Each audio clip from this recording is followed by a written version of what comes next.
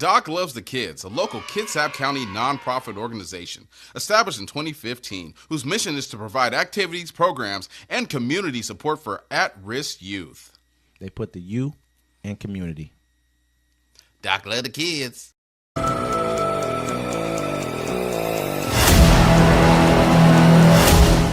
Welcome to Uncommon Courtesy. We give you the courtesy of conversation that's uncommonly spoke of. I'm D-Mac. I'm Wesley. And this is the show. Man, so don't forget to like, listen, subscribe. Thanks to everybody who views our show. Don't forget to share it. Yeah, here we go, man. So Elon Musk and Trump had an interview on X yesterday.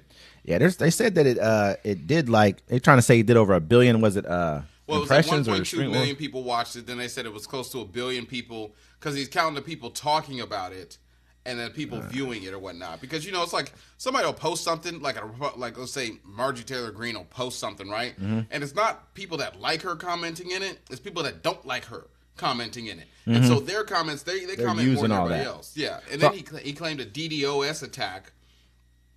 It's basically like if there's a DDoS attack, it's basically like it would have attacked the whole, it's a cyber attack. It would have shut down whole Twitter. So like when something happens, like, Instagram's down, Facebook is down. That's what that is. It's a DDoS attack. But what it is, when he got in there, he fired all the people.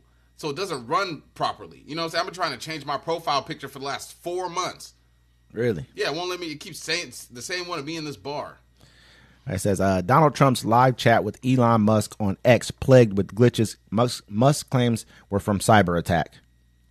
Donald Trump ran through his checklist of conspiracy theories in a rambling conversation with uber wealthy super supporter Elon Musk Monday night that was initially derailed by technical problems. Trump's return to X, formerly known as Twitter, lasted more than 2 hours, was overwhelmingly friendly, and shed little light on Trump's plan for a possible second term around in the Oval Office. What was billed as a no-limits conversation between the two billionaires started more than half an hour late, with many of those logging on unable to listen in live. Musk, the world's richest man, according to Forbes, claimed without evidence that X had experienced a cyber attack. In a very one-sided conversation on X, Trump vented about zombie apocalypse of immigration, repeatedly blasted President Biden as stupid, and mused on developing a new missile defense system based on the one that defends Israel. So, I mean... He's like, we're going to get an Iron Dome for America. I'm like, bro, you must not know what we already have. I mean, dudes, like I say, he did come up with the Space Force. I'm going to kind of give him credit for the Space Force right there. I do think that that's probably something to foresight, that he had a little bit of foresight with that right there. And if we don't already have a better missile defense system than Israel, that's a problem. Well, we need Space Force because the aliens is coming more. You know what I mean? It's possible. Everybody thought he was crazy. Then they're like, oh, yeah, we have aliens too. And they're like, yeah, what's that got to do with the rent? Absolutely. And if you look at it too, he was talking about like how Kamala's beautiful. The picture of her on Time magazine kind of reminds me of Melania. And did you see the picture? I think I can call her beautiful. This is what he's saying. But he consistently calls Kamala stupid. You know what I'm saying? She's not smart. She's not very smart. This and that. I mean, like, I don't see how he even can come up with something like that. How can you even have a standpoint about a college graduate who at the same time was a lawyer, then became a defense, became an attorney, became district attorney. I mean, just rose through the ranks, and now she's already the Democratic nominee for president of the United States. I don't see how that's vice even president. Like, we can't even let that slide. Like, she's already vice president of the United States, senator. Everything. Yeah. I mean, so it just was kind of crazy. I mean, the interview was really, really one-sided. Musk and it just was giving him a bunch of softball, questions. They're both just kind of like, just he still made it look bad. Like, I mean, they even messed up. Like, I'm gonna add this part to it. Like, the UAW files federal labor charges against Donald Trump and Elon Musk after threatening workers on X interview. And Donald Trump, he said, what he said to him? He said, look at what you do. You walk in, and you say, oh, you want to quit? Oh, they go on strike? I won't mention the name of the company, but they go on strike and you say, that's okay, you're all gone. You're all gone. Every one of you are gone, Trump said. And Musk was heard laughing, replying, yeah. I mean, the whole interview was kind of just like a love affair between the two. It was. And hold on. It was a lot of dick stroking in there. But it says they're suing him. It says the charges claim the former president and the Tesla CEO had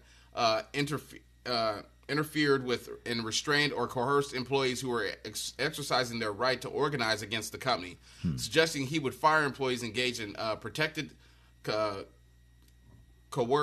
concurred activity, including striking. Excuse me, I must have got that good. word right. But it's like he threatened them. I mean, there was a lot of stuff to unravel in there. My favorite part was he's like, yeah, man, if I don't win, might have to have dinner in Venezuela. This is the same country that, you just had Musk talking about Maduro, telling him, hey, I'm going to come into Venezuela and take you to Gitmo on the back of a donkey. Yeah. As he just told him. I mean, so this is, like I said, man, you could tell, like, a lot of it was like, you even had Musk say some stuff like, oh, well, I'm not really against fossil fuels. I'm not like just against it. I think that, if anything happens, like, everybody knows that you can't just take away fossil fuels right now. Nobody's stating that. But we all understand, what fossil fuels are doing to the environment and the absolutely. ozone layer. But everyone knows that his rockets from X or whatever, they're doing more damage to the ozone layer than anything else. Every time he goes up there, it damages it. I mean, but it's like it's one of those things that you kind of either you're going to go or or we're not going to go up there, and we're not going to try to figure out what's out there. Yeah. And so I guess he asked Kamala to be on there too. She said, "Please." Would you want? I mean, he is concurring with everything this person. You know how that side's going to go. Yeah. This is going to be. It's not going to be anything like that. It's going to be straight up blah blah blah blah blah. Just like bullet question after bullet question after bullet question. Like the worst interview you could possibly have, the most contentious interview you'll ever be able to get. You're going to get from Trump. This is a supporter. He's already labeled himself a supporter. Said he's going to give $45 million every month and put it into a super PAC that's going to support Donald Trump. Yeah. You know what I mean? So why would I? Almost 1 billion listeners. People tuned in and was like, fuck this bullshit. I mean, I'm like this. How? Because you don't even, a lot of those people don't even, there's only like 400 and something million people or 500 million people or something like that on X, I think. There's not like over 1 billion people on X, I don't believe. There might be, but. There's a lot of users on X, but the whole thing he's saying, he's counting people talking about it and retweeting stuff. But how is that? If you have. He didn't count the people. He's counting the people and the posts. So that doesn't really count though. That's not viewers. That's what they're counting because I read it yesterday. I was like, oh, that makes sense. There's only like 78 million or something like that. Because there's not 1 billion people. I mean, so it was like this. There's only like 78 million people who actually listen. Who actually listen to that? On X, right? Yeah. 1.2 million people tuned in and listened to him, and the other 499 million was like, nah, I'm good.